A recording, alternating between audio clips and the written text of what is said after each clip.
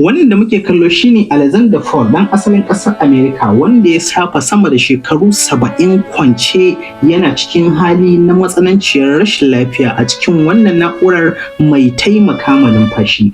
Ku biyo mu sannu a hankali domin jin yadda aka yi wannan ibtila'i ya faɗa masa. Idan wannan shine zuwanka na farko a wannan YouTube channel ɗin namu mai suna Multimedia Hausa TV, kakka manta da danna mana alamar subscribe domin sanar da kai a duk lokacin da muka dora waɗansu bidiyoyi masu ban al'ajabi.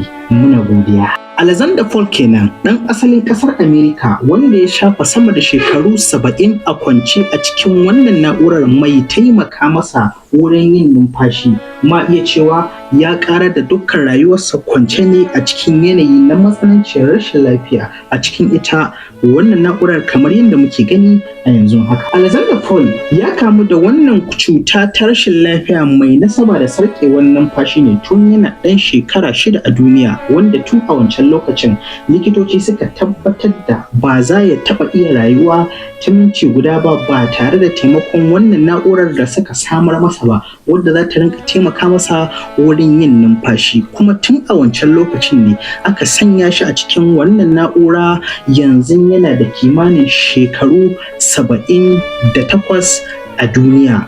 Kun gani ya shafa kusan rayuwarsa ga baki ɗaya kwance kenan a cikin hali na yanayi na matsi da kuma rashin lafiya, sannan kuma ya mutu a cikin wannan makon da muke a ciki. Bayan haka ga wata muhimmiyar sanarwa ta musamman. Wannan shirin da kuka gani katafaren kamfanin nan na IBB Business Center da ke Funtuwan jihar Katsina shine ya ɗauki nauyin kawo shi. Kamfanin nan da ya shahara wurin yin kasuwancin nau'ikan kayan mashina da kayayyakin motoci da injina da kuma oil. Ku dai ku sayi duk abin da kuke so a duk inda kuke, su kuma tura muku kaya a duk inda kuke a cikin farashi mai Multimedia Funtuwa.